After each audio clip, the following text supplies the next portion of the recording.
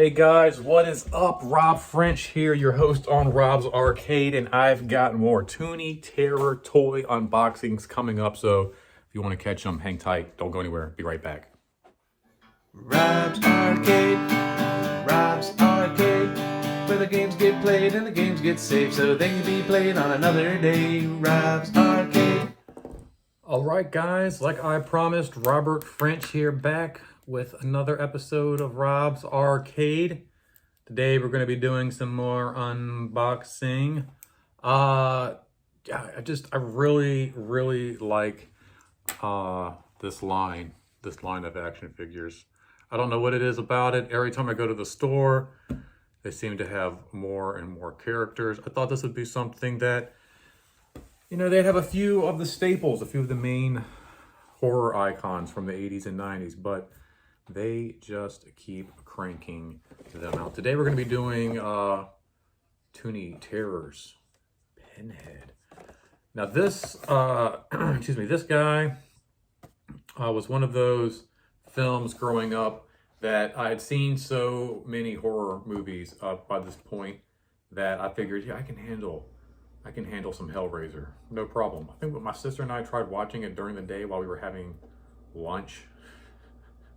Of all things, let's have some lunch and watch Hellraiser.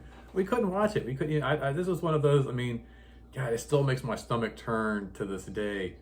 But it was just a really, really gruesome horror film, written and directed by Clive Barker, based off of the novel he wrote. What was it? Hellbound Heart. So it's based on a romance.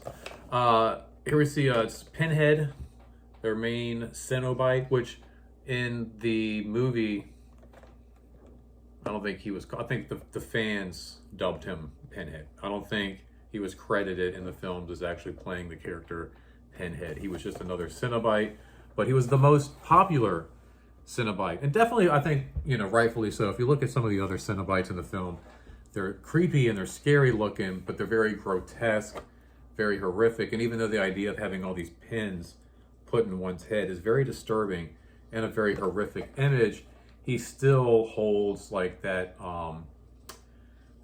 you know, that humanoid form, where some of the others are kind of like twisty, weird looking and kind of abstract and kind of gross. He's got his little the puzzle box there, which we all know is like the center piece of the story. You mess with the puzzle box, and then of course the Cenobites come back and mess with you. Now again, this is a line that I wasn't really sure that I was going to get that into, but I mean, every time I go to the store, I just keep picking up more and more of these guys, and they are just a lot of fun. They're perfect, I think, for displaying. I love the colors, the way the texture of the plastic, the way they feel, the way they smell. They're just a lot of fun. And like I said, every time I run to Target, they seem to have another iconic character. So let's go ahead and take a closer look at my new favorite toy line from NECA Toys, TOONY Terror Pinhead. Let's go ahead and take a closer look at this guy. Okay, so let's take a closer look at Pinhead, or as he was more famously known from Hellraiser as just, I think, like the main Cenobite or the lead Cenobite. I can't remember. I don't think he got his name until later. So let's take a look again, like a closer look at the packaging here. I'm a huge fan, of course, of this toy line, but yeah, I'm a huge fan of the packaging. Well, it takes me back to toy packages I might find on the shelves growing up as a kid. Just a very simple, large plastic window, so you see everything that you're getting. All the accessories can be seen very, very clearly. Nothing hidden down. This right here is a little bit large. I feel like you got this large marquee, but you know, they're trying to show off the name and kind of give it that movie theater, you know, feel and look. But it doesn't take away. You can still see down inside. Nothing's hidden. You know, you're not going to be misled by the box. Get it home, open it up, and go, oh man, this is nothing like what it looks like on the front of the box. Now, again, it's got this marquee. We're going with this movie theater house look where it looks like they're kind of opening and busting out through the doors of the front of a movie theater here. We got this cool little hook there from the film, the hook and the chain, which we all know, rip into the flesh, suspend you. We got the movie posters there, visibly shown on the side. I love the font. Again, it's creepy, silly, so it's exactly that Toonie Terrors kind of feel. They're selling, pitching, giving you exactly what they're advertising. This just recently, what's wrong, guys? It's okay. This just recently reminded me of like the Beetlejuice, the animated cartoon. Used to appear on Fox Network. Got Beetlejuice over here in the background. Now, it kind of, again, that's what they're going for. They want something creepy. They want something silly. And it's exactly, I think, what they're trying to deliver. Got some cool skulls, ages 17 and older, choking hazard. We'll go ahead and flip this guy around. Now, this is where their packaging kind of disappoints me a little bit. I do like the card idea where you can kind of display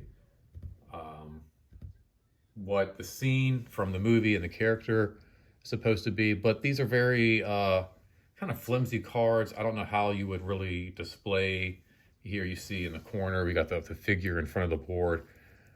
I don't know how you would kind of display this without it being kind of flimsy and flopping around. I'm not really sure if you would do like a display case with this in the background, and I'm not really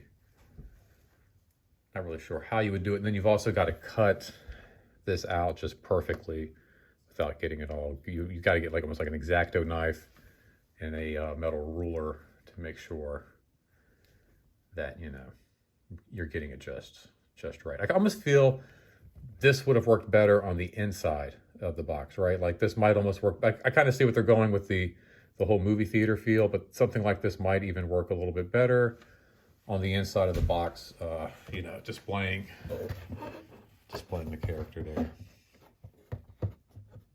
One of those, I kind of like the back of the box to show the rest of the figures in the line, even if it's not all of them, just kind of give you an idea of some of the other characters and figures that might be available later on down the road.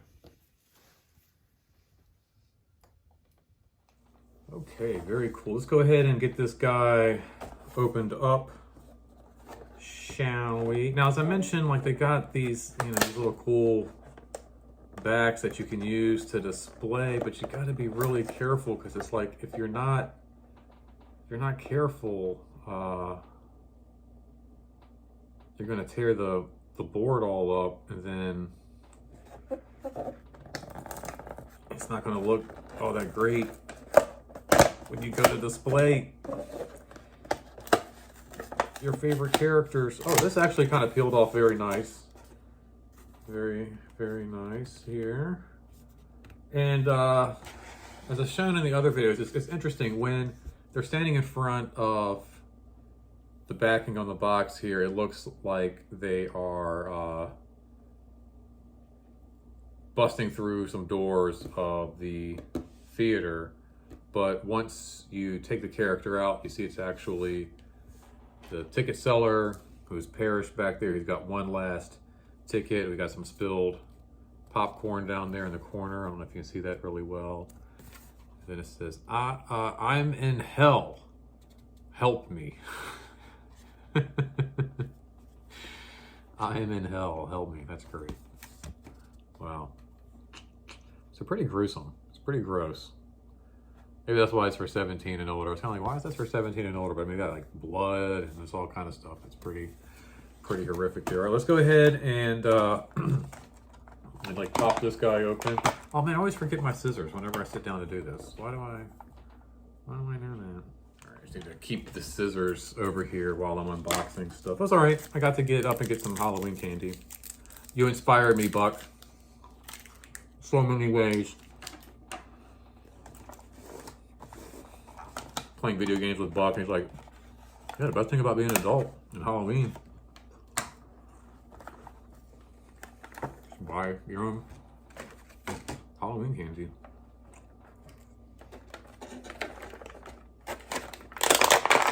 And this is true. Now for the loudest part. All right. Now,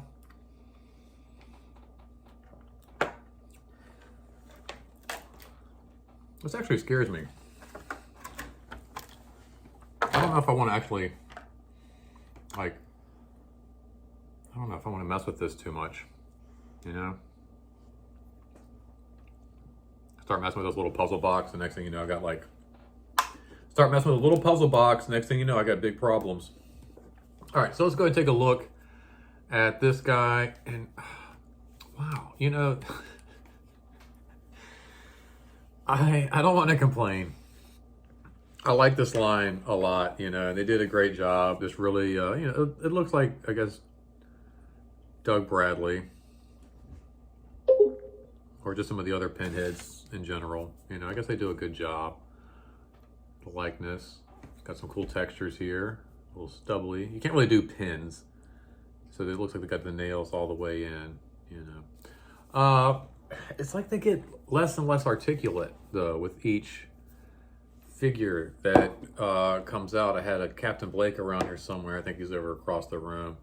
You know, his feet like barely twist in and out. You know, you had this guy here, which was like one of the first ones I got. This arm moves, this wrist. Got a couple of points of articulation there. This hand, this wrist. Even his little feety moves. You know, he's got like this little thing. He does a little slow walk while you're running away.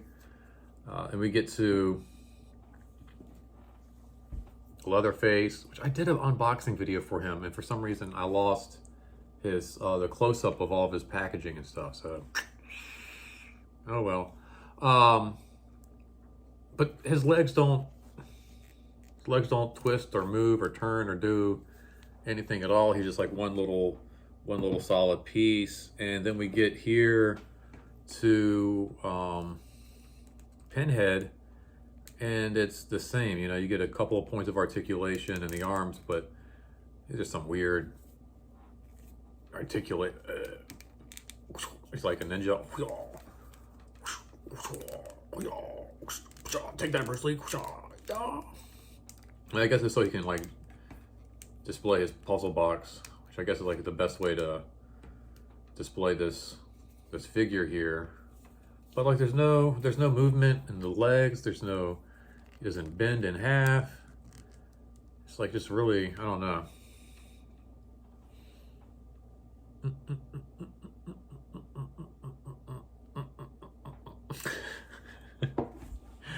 I got no legs.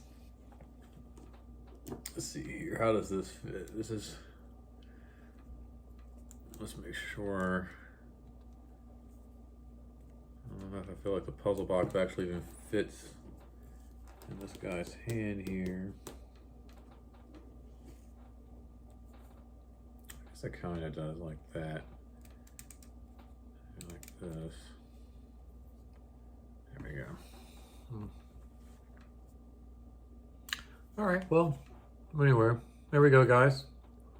There's a Pinhead Hellraiser out of his box. Pretty cool, pretty decent. There's a lot of detail. I mean, what they don't have in articulation, I mean, they definitely make up for in detail. And you can even see, like here, a little piece of cord running through his flesh there, and you know, all the colors are represented. You got some really cool textures here in the sleeves, in the back of the jacket, and all that. I mean, it's a great looking figure. I'm just a little surprised that there's not more articulation below the neck of this character. Well, anyway, there we go, guys. Thanks for hanging out and watching. Let me know what you think down in the comment section. Always like to hear from you guys. Let me know if you have any favorites so far from this line, any of the characters you see in the background. You know, let me know what some of your favorite horror icons are, what your favorite guy is, and you know, just how you're doing in general. Love to hear from you guys. Make sure you shoot me a thumbs up for a little support, And make sure you share and subscribe. You know, these little guys might not be something that you're into, but there might be a friend of yours out there or a relative who are like, man, these things are really, really cool. So like I said, share the video, make sure you subscribe so you don't miss any future unboxings. And as always, guys, it's not goodbye, simply to be continued. So don't spend your quarter anywhere else. Thank you so much for hanging out, guys. Until next time, take care of yourself, take care of each other. See you later, guys. Bye.